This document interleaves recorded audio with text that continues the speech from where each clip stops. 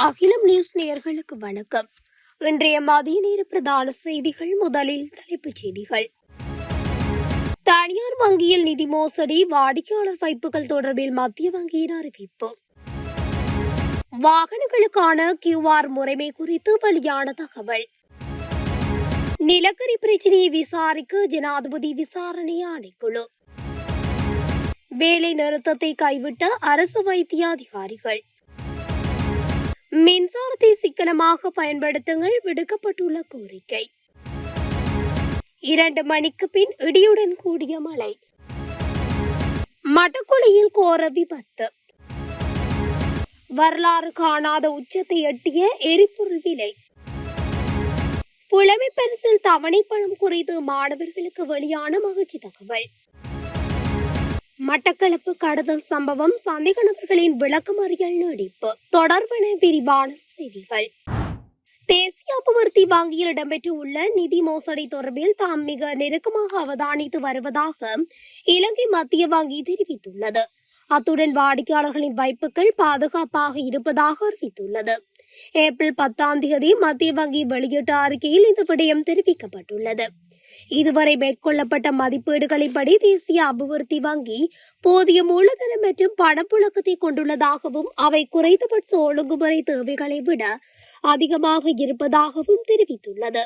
இந்த சம்பவத்தினால் வாடிக்கையாளர்கள் கணக்குகளுக்கோ அல்லது வைப்புகளுக்கோ எவ்வித பாதிப்பும் ஏற்படவில்லை எனவும் அவை பாதுகாப்பாக இருப்பதாகவும் மத்திய வங்கி உறுதிப்படுத்தியுள்ளது. வங்கி ஸ்திரத்தன்மையை பேணவும் வைப்பு செய்தவர்களின் நலன்களை பாதுகாக்கவும் தேவையான அனைத்து நடவடிக்கைகளையும் எடுக்க தயாராக இருக்கிறது. இது தொடர்பாக வங்கியுடனும் ஏனைய தரப்பினருடனும் தொடர்ச்சியான தொடர்புகளை பேணி வருவதாகவும் குறிப்பிட்டுள்ளது. தமது ஊழியர்கள் சிலரால் முன்னெடுக்கப்பட்ட சுமார் 13.2 பில்லியன் ரூபாய் பெறுமதியான உள்ளக நிதி மோசடி ஒன்று கண்டறியப்பட்டுள்ளதாக தேசிய அபிவிருத்தி வங்கி வெளிப்படுத்தியிருந்தது. இதன்போது வாடிக்கையாளர்களின் மீதி கணக்குகளில் எவ்வித மாற்றமும் ஏற்படவில்லை எனவும் வங்கியின் செயற்பாடுகள் தடையின்றி முன்னெடுக்கப்படுவதாகவும் வங்கி நிர்வாகம் தெரிவித்திருந்தமை குறிப்பிடத்தக்கது.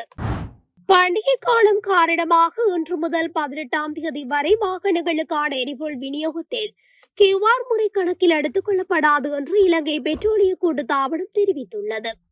இன்று நடைபெற்ற ஊடக சந்திப்பில் பேசிய அதன் தலைவர் DG ராஜகருணா புத்தாண்டு காலத்தை கருத்தில் கொண்ட இந்த நடவடிக்கை எடுக்கப்பட்டுள்ளதாக தெரிவித்துள்ளார். இருப்பினும் ஒற்றை வெற்று விரட்டு எண்கள் கணக்கில் எடுத்துக் கொள்ளப்படும் என்றும் குறிப்பிட்டுள்ளார்.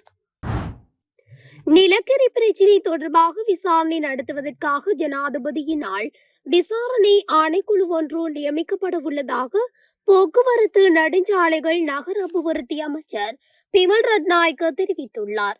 இதற்கமைய நம்பிக்கையில்லா பிரேரணையை தொடர்ந்து இந்த விசேட விசாரணை ஆணைக்குழு நியமிக்கப்படும் எனவும் அவர் குறிப்பிட்டுள்ளார். மேலும் இதற்காக தற்போது சேவையில் உள்ள உயர் நீதிமன்ற நீதியரசர்கள் நியமிக்கப்பட உள்ளதாகவும் அமைச்சர் மேலும் தெரிவித்துள்ளார். இதேவேளை நிலக்கரி ஊழலுக்கு எதிராக சஜித் அணியினர் பத்திரமுள்ள தியதோயரவுக்கு அருகில் நாடாளுமன்றத்துக்கு உட்பிரவேசிக்கும் சந்தியில் போராட்டம் ஒன்றை நேற்று முன்னெடுத்துள்ளமை குறிப்பிடத்தக்கது. அரசு வைத்திய அதிகாரிகள் சங்கத்தினால் முன்னெடுக்கப்பட்ட 48 மணி நேர அடையாள வேலைநிறுத்த போராட்டம் நிறைவுக்கு கொண்டுவரப்பட்டுள்ளதாக அரசு வைத்திய அதிகாரிகள் சங்கம் அறிவித்துள்ளது. குறித்த போராட்டம் இன்று காலை நிறைவுக்கு கொண்டுவரப்பட்டதாக அரசு வைத்திய அதிகாரிகள் சங்கத்தின் ஊடக பேச்சாளர் சமில் விஜயசிங்க தெரிவித்துள்ளார். வைத்திய இடமாற்றம் தொடர்பான அடுத்த கட்ட நடவடிக்கைகள் குறித்து சங்கத்தின் செயற்குழு கூட்டத்தில் தீர்மானிக்கப்படும். நாம் திட்டமிட்டபடி இன்று காலை 8 மணியுடன் இந்த வேலை நிறுத்தம் நிறைவடைகின்றது என்று அவர் குறிப்பிட்டுள்ளார். அதன்படி காலை 8 மணிக்கு பின்னர் நாடு முழுவதும் உள்ள வைத்தியசாலைகளில் சேவைகள் வழமை போல் முன்னெடுக்கப்படுகின்றது. இருப்பினும் நமது அடுத்த கட்ட நடவடிக்கைகள் என்ன என்பது குறித்து சித்திரை புத்தாண்டுக்கு பின்னர் நாட்டுக்கு அறிவிக்க உள்ளதாகவும் தற்போது இப்பிரச்சினை நீதிமன்றம் வரை சென்றுள்ளதாகவும் அவர் குறிப்பிட்டுள்ளார். வைத்தியர்கள் உடனடியாக தமது போராட்டத்தை கைவிட்டு பணிக்கு திரும்புமாறும் தேவையற்ற அரசியல் நிகழ்ச்சி நிரல்களுக்கு துணை போக வேண்டாம் என்றும் அமைச்சர் நலிந்த ஜேதுச நடந்த ஊடக சந்திப்பொன்றில் வேண்டுகோள் விடுத்திருந்தமையும் குறிப்பிடத்தக்கது. எதிர்வரும் புத்தாண்டு பண்டிகை காலத்தில் மின்சாரத்தை மிகவும் பொறுப்புடன் பயன்படுத்துமாறு பொதுமக்களிடம் கோரிக்கை விடுக்கப்பட்டுள்ளது. இலங்கை நிலையான ஆற்றல் அதிகார சபையின் தலைவர் DMWC பண்டார இதனை தெரிவித்துள்ளார். குறிப்பாக இலங்கை போன்ற நாடுகளுக்கு புதைப்படிவ எரிபொருட்களை பெறுவதில் பெரும் சவால்களை உருவாக்கியுள்ளதாக குறிப்பிட்டுள்ளார். கடந்த காலங்களில் மின்சாரத்தை சேமிக்க பொதுமக்கள் வழங்கிய ஒத்துழைப்பு வழங்கியது போன்றே இந்த புத்தாண்டு காலத்திலும் பொறுப்புணர்வுடன் செயற்படுமாறு அவர் கோரியுள்ளார். குறிப்பாக இரவு 6 மணி முதல் 10 மணி வரையான காலப்பகுதியில் மின்சார தேவை மிக அதிகமாக இருப்பதால் அந்த நேரத்தில் தேவையற்ற மின் பயன்பாட்டை குறைத்துக் கொள்ளுமாறு அவர் வலியுறுத்தியுள்ளார். விடுமுறை நாட்களில் தொழிற்சாலைகள் மூடப்பட்டிருப்பதாலும் சூரிய சக்தி மூலம் பகல் வேளையில் அதிக மின்சாரம் கிடைப்பதாலும் சமையல் துணி துவைத்தல் போன்ற மற்றும் இஸ்திரி செய்தல் போன்ற பணிகளை பகல் நேரத்திலேயே முடித்துக் கொள்ளுமாறு இலங்கை நிலையான ஆற்றல் அதிகார சபையின் தலைவர் வலியுறுத்தியுள்ளார்.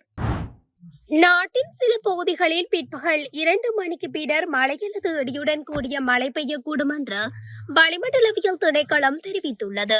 மேல் சப்ரகமுவ, வடமேல் தென் மற்றும் ஊவா மாகாணங்களிலும் அனுராதபுரம், மன்னார், கண்டி மற்றும் நுவரெலியா மாவட்டங்களிலும் மழை பெய்யக்கூடும் என்று வளிமண்டலவியல் திணைக்களம் என்று வெளியிட்ட அறிக்கையில் இதனை தெரிவித்துள்ளது. நாட்டின் ஏனைய பகுதிகளில் பிரதானமாக வறண்ட வானிலை நிலவும் என்றும் அந்த திணைக்களம் குறிப்பிட்டுள்ளது. இடியுடன் கூடிய மழையின் போது தற்காலிகமாக ஏற்படக்கூடிய பலத்த காற்று மற்றும் மின்னல் தாக்கங்களினால் ஏற்படக்கூடிய பாதிப்புகளை குறைத்துக் கொள்ள தேவையான முன்னெச்சரிக்கை நடவடிக்கைகளை மேற்கொள்ளுமாறு வளிமண்டலவியல் திணைக்களம் பொதுமக்களை கேட்டுக் கொண்டுள்ளது. கொழும்பு மட்டக்குழி பகுதியில் இடம்பெற்ற பேருந்து விபத்தில் பாடசாலை மாணவி ஒருவர் உயிரிழந்துள்ளார். குறித்த விபத்து மட்டக்குழி காவல்துறை பிரிவுக்குட்பட்ட ஹேந்தல தொட்டுப்புல வீதியில் நேற்று நண்பகல் இடம்பெற்றுள்ளது. உயிரிழந்த மாணவி மட்டக்குழி பிரதேசத்தைச் சேர்ந்த 10 வயதுடையவர் என காவல்துறையால் அடையாளம் காணப்பட்டுள்ளார். பேருந்திலிருந்து இறங்கி வீதியை கடக்க முயன்ற பாடசாலை மாணவியொருவரே இவ்வாறு உயிரிழந்துள்ளார். விபத்தில் படுகாயமடைந்த மாணவி கொழும்பு தேசிய வைத்தியசாலையில் அனுமதிக்கப்பட்ட போதிலும் அவர் சிகிச்சை பலனின்றி உயிரிழந்துள்ளார். இந்நிலையில் விபத்துடன் தொடர்புடைய பேருந்து சாரதியை மட்டக்குழி காவல்துறையினர் கைது செய்துள்ளனர். கார்முஜல சந்தி மீண்டும் திறக்கப்படாவிட்டால் இன்னும் 3 வாரங்களில் ஐரோப்பாவில் ஜெட் எரிபொருள் தட்டுப்பாடு ஏற்படும் என்று ஐரோப்பிய கண்டத்தின் விமான நிலையங்களுக்கான வர்த்தக அமைப்பு எச்சரித்துள்ளது. பாரசீக வளைகுடா விமான எரிபொருளின் ஒரு முக்கிய ஆதாரமாக விளங்குகிறது.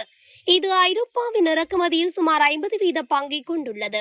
குறிப்பாக ஐரோப்பாவில் கோடை சுற்றுலா பருவம் நெருங்கி வருவதால் ஜெட் எரிபொருள் கிடைப்பது குறித்து தங்கள் உறுப்பினர்களுக்கு கவலைகள் அதிகரித்து வருகின்றன. இதன்படி விநியோக பற்றாக்குறையானது விமான நிலைய செயற்பாடுகளையும் விமான போக்குவரத்து இணைப்பையும் கடுமையாக சீர்குலைக்கும். இதனால் பாதிக்கப்படும் சமூகங்களுக்கும் ஐரோப்பாவுக்கும் கடுமையான பொருளாதார தாக்கங்கள் ஏற்படும் அபாயம் உள்ளது. எரிசக்தி மற்றும் சுற்றுலாவுக்கான ஐரோப்பிய ஆணையாளர்களுக்கு எழுதிய கடிதத்தில் அவர் இதனை குறிப்பிட்டுள்ளார். அடுத்த 3 வாரங்களுக்குள் கார்முஸ் நீரிணை வழியாக போக்குவரத்து குறிப்பிடத்தக்க மற்றும் நிலையான முறையில் மீண்டும் தொடங்கப்படாவிட்டால் ஐரோப்பிய ஒன்றியத்துக்கு முறையான ஜெட் எரிபொருள் பற்றாக்குறை ஒரு யதார்த்தமாகிவிடும் என்பதை நாங்கள் புரிந்து கொள்கின்றோம் என குறிப்பிட்டுள்ளார். மத்திய கிழக்கு பிரச்சினையால் உலகளவில் எரிபொருள் விலை வரலாறு காணாத அதிகரிப்பை பதிவு செய்துள்ளமையும் குறிப்பிடத்தக்க விடயமாக அமைந்துள்ளமையும் குறிப்பிடத்தக்கது. இந்த மத்திய கிழக்கு பிரச்சனையால் சர்வதேச ரீதியில் இலங்கைக்கு எரிபொருள் தட்டுப்பாடு பெரிதும் ஏற்பட்டுள்ளதாகவும் அதனால் எரிபொருள் விலை அதிகரித்தமையும் குறிப்பிடத்தக்கது. லலித் அத்துலத் முதலி மகாபல உயர்கல்வி புலமை பரிசில் அறக்கட்டளை நிதியத்தினால் பல்கலைக்கழக மாணவர்களுக்கு வழங்கப்படும் மார்ச் மாதத்துக்குரிய புலமை பரிசில் தவணைப்படம் மற்றும் வங்கிக் கணக்குகளில் வைப்பு செய்யப்பட்டுள்ளது. இதன்படி மார்ச் மாதத்திற்கான 10,000 ரூபாய் மாதாந்த தவணை பணம் மாணவர்களின் வங்கிக் கணக்குகளில் வைப்பிலிடப்பட்டுள்ளது. லலித் அப்துல்லா முதலி மகாபல உயர்கல்வி புலமை பரிசில் அறக்கட்டளை நிதியம் தனது கொடுப்பனவு செயல்முறையின் வினைத்திறனை அதிகரித்துள்ளதன் காரணமாக மார்ச் மாதத்துக்குரிய தவணை பணத்தை உரிய திகதிக்கு முன்னரே மாணவர்களுக்கு வழங்க முடிந்துள்ளதாக அந்த நிதியத்தின் தலைவரும் ஓய்வு பெற்ற உயர் நீதிமன்ற நீதியரசருமான விஜித் மலல்கூட தெரிவித்துள்ளார். மட்டக்களப்பு கொக்கட்டிச்சோலை போலீஸ் பிரிவுக்குட்பட்ட நெல்லிக்காடு பகுதியில் உள்ள கிணறு ஒன்றில் இருந்து பெண்ணொருவர் உயிருடன் மீட்கப்பட்டதுடன் மற்றும் ஒரு பெண் சடலமாக மீட்கப்பட்ட சம்பவம் கைது செய்யப்பட்ட 6 சந்தேக நபர்களையும் எதிர்வரும் 15ஆம் தேதி வரை தொடர்ந்து விளக்கமறியலில் வைக்குமாறு மட்டக்களப்பு நீதிமன்றம் உத்தரவிட்டுள்ளது. குறித்த சம்பவம் தொடர்பான விசாரணை நேற்று மட்டக்களப்பு நீதிவான் நீதிமன்றத்தில் நீதிபதி முன்னிலையில் எடுத்துக் கொள்ளப்பட்டது. இதன்போது கடத்தல், கொள்ளை மற்றும் கொலை சம்பவங்களுடன் தொடர்புடைய 4 சந்தேக நபர்களையும் அவர்களுக்கு உடந்தையாக இருந்த 2 நகைக்கடை உரிமையாளர்களையும் எதிர்வரும் 15ஆம் தேதி வரை விளக்கமறியை வைக்குமாறு நீதிபதி கட்டளையிட்டார். இன்று வழக்கு விசாரணையின் போது சந்தேக நபர்களில் ஒருவர் மாத்திரமே நேரில் முன்னிலைப்படுத்தப்பட்டார். ஏனைய சந்தேக நபர்களிடம் நிகழ்நிலை ஊடாக விசாரணைகள் முன்னெடுக்கப்பட்டன.